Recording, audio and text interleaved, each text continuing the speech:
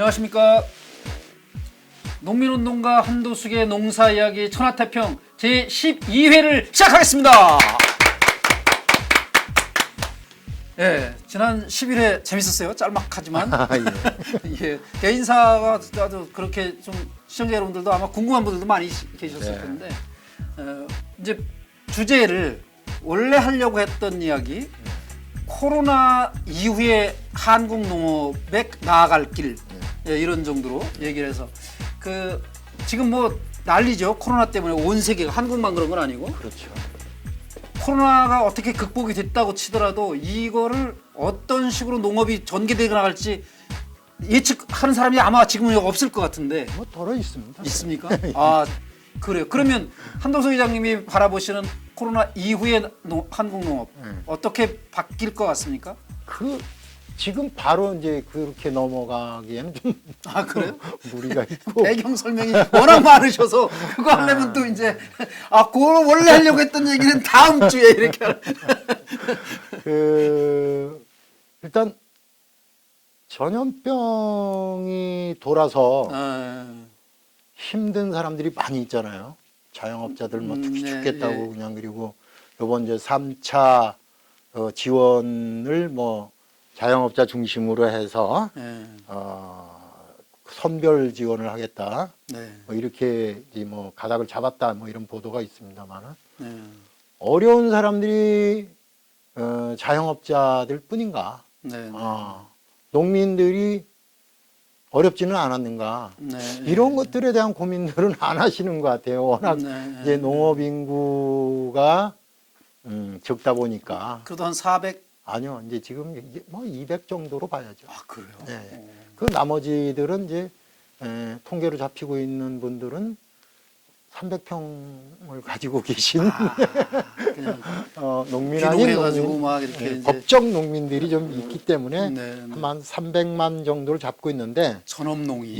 지금 현재 경영체로 등록돼 있는 농가 수가 100만 100만 정도 되니까 한 농가당 평균 2명을 잡으면 200만 정도로 보는 거죠. 근데 이제 그나마도 평균 연령이 72세 정도 됩니다. 72세. 이분들이 앞으로 농사를 짓는다 그러면 10년? 이렇게밖에 못 짓죠. 이런 것들과 함께 이제 코로나를 이게 이제 이 코로나가 지금 뭐 백신이 개발되고 해서 잡는다 하더라도 우리들의 문명, 인류의 문명과 또 이 인류의 농업 문명, 이것들이 현 상태로 간다 그러면 이것들은 또 다른 모양으로 코로나 22, 코로나 25, 코로나 29 이런 식으로 지속적으로 만들어질 것이라고 보여요. 우리가 봐도 그렇습니다.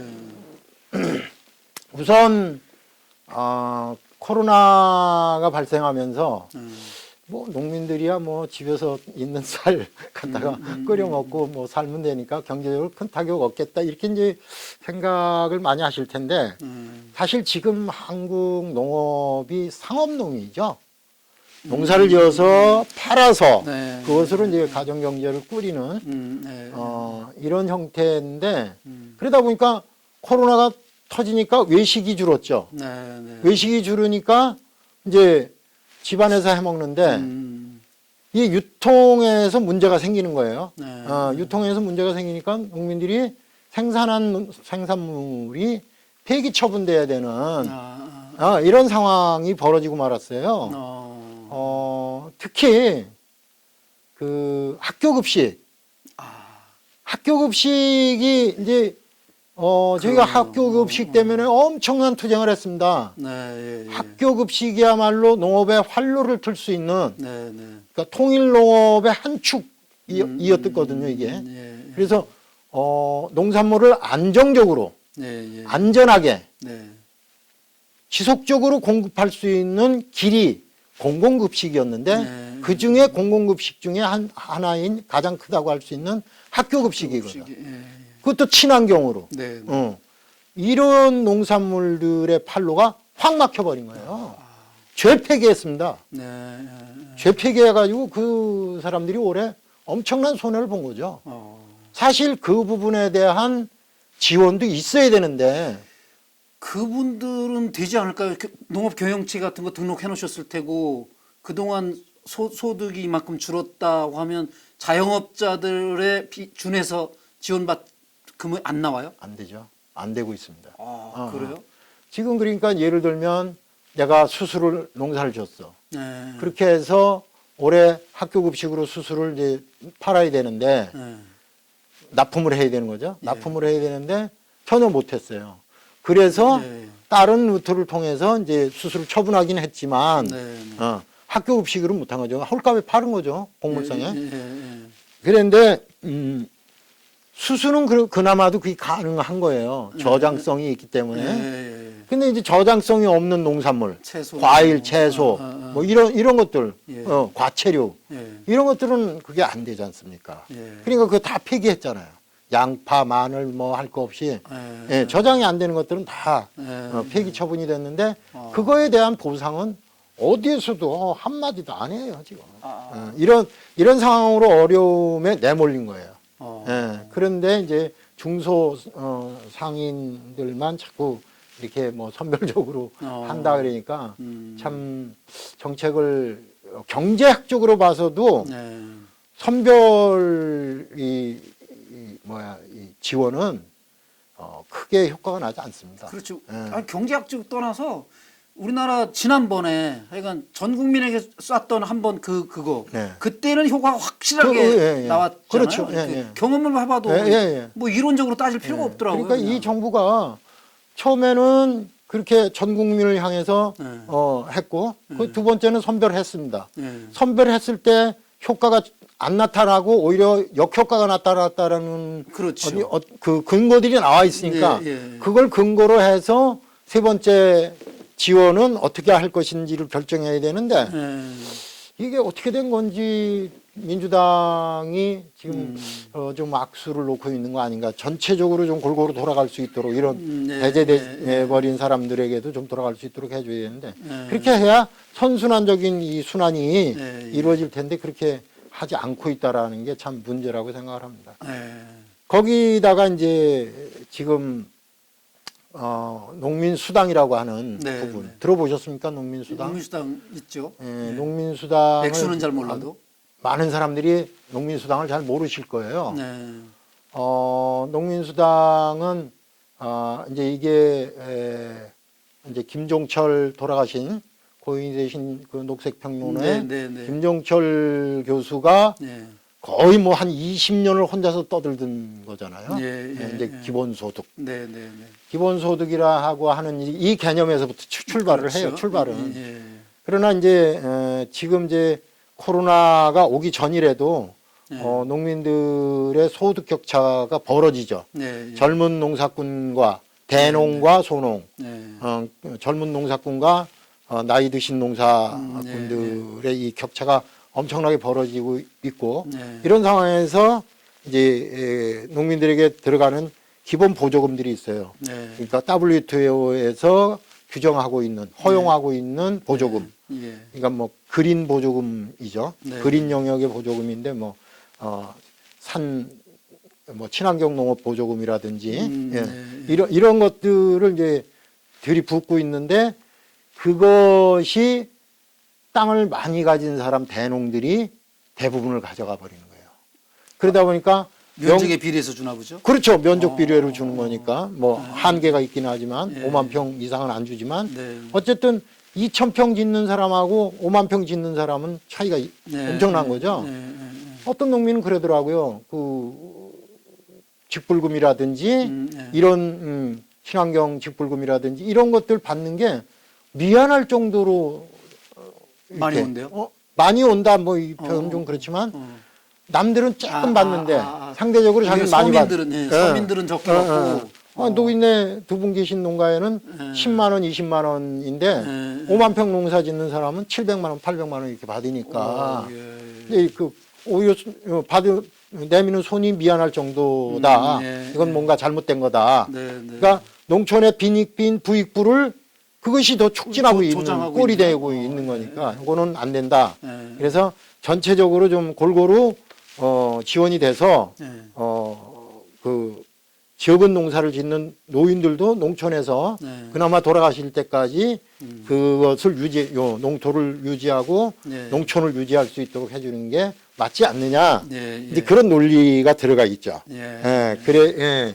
그런데 이제 이게 기본소득이라고 하는 것은 뭐 아시다시피 전체 국민을 대상으로 하는 그렇죠. 거잖아요. 네, 네. 그러다 보니까 농촌에만 농촌 기본소득을 얘기를 하니까 이게 이제 형평성에 이제 또 위배된다라는 거죠. 네. 우리 그러면 농민만 국민이고 네, 네. 우리는 국민 아니냐 뭐 이런 논리가 또 성립이 되죠. 네. 그래서 이제 나온 아이디어가 농가 농민수당, 네. 농민수당이죠. 네. 예.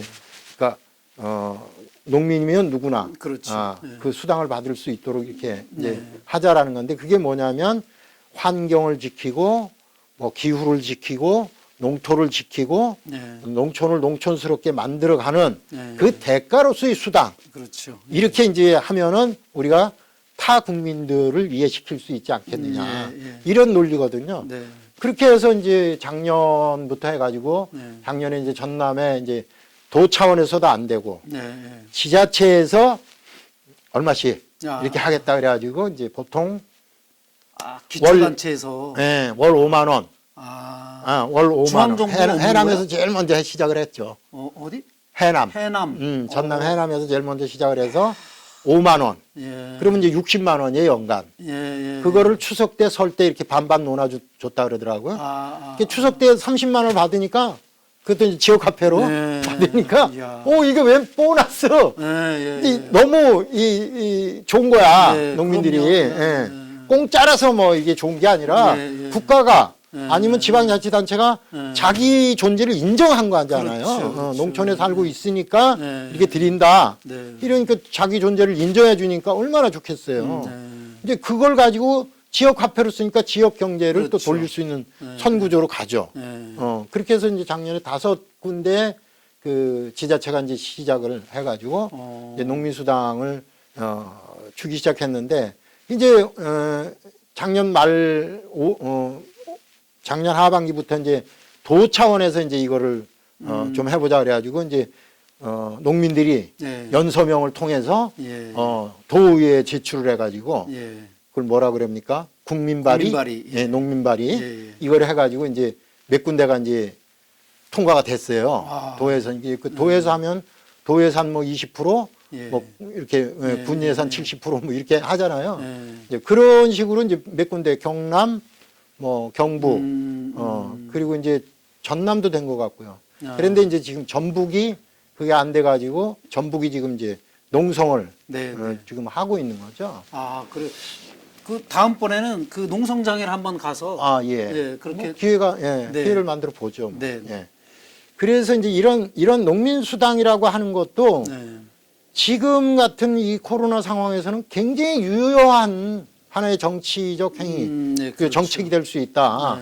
이렇게 생각을 하는데 지금 이제 우리가 이제 좀 이 코로나 상황을 일단 넘고 이러한 정책들을 통해서 농민들이 좀 보호를 받고 그리고 농민들이 자기 존재에 대한 어떤 인식 그리고 자기 인권에 대한 어떤 존중감 이런 것들을 좀 이렇게 받으면 사실 뭐 1년에 60만 원, 한 달에 5만 원이라는 돈이 그렇게 많은 돈은 아니지만 그것이 가지고 있는 어떤 함의가 크잖아요. 그럼요. 정부 수립 이래 처음으로 받아보셨을 거예요.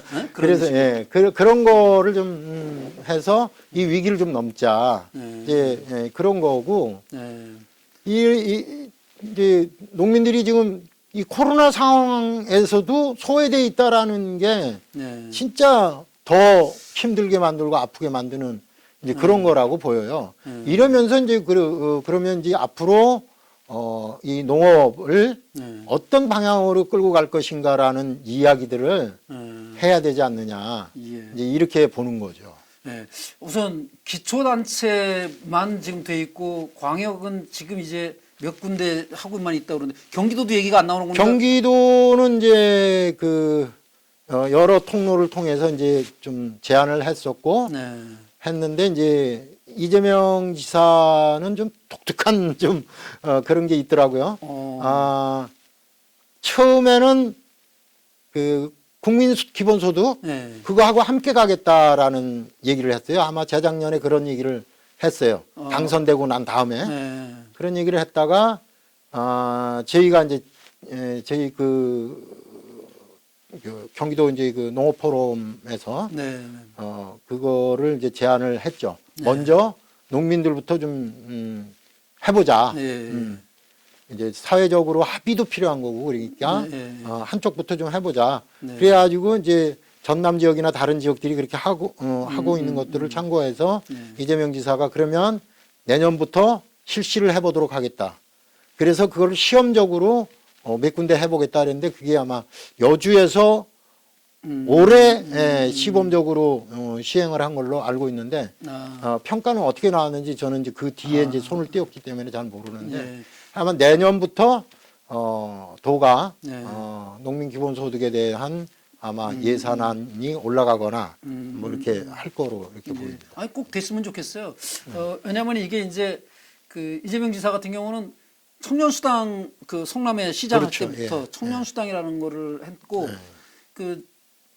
지금 얘기는 이런 문제를 가지고 얘기할 때 잘 안 나오는 얘기지만 아동수당은 정말 오래전부터 있고 그럼요. 노인수당이 있고 장애인수당도 있고 다 있어요. 이거를 이제 그렇게 계급, 계층, 뭐 연령 뭐 이런 식으로 다 나눌 게 아니라 전 국민에게 주자라는 거 하는 게 사실 기본소득 개념인 건데 농민들은 좀 전에 얘기하신 그런 일들 거기에 이제 농민들이 농사를 안 지면 사람들이 먹을 게 없는 거예요. 아까 지난번에 무슨 꼭지에서 얘기하셨지만 식량 안보, 식량 주권 이런 얘기를 하셨지만 그런 차원에서 보면 우리나라 농민들이 농사를 짓는 바람에 우리나라 국민들이 먹고 사는 거거든요. 그렇죠. 그거에 대한 고마움으로 이 표현을 좀 해야 된다고 보고.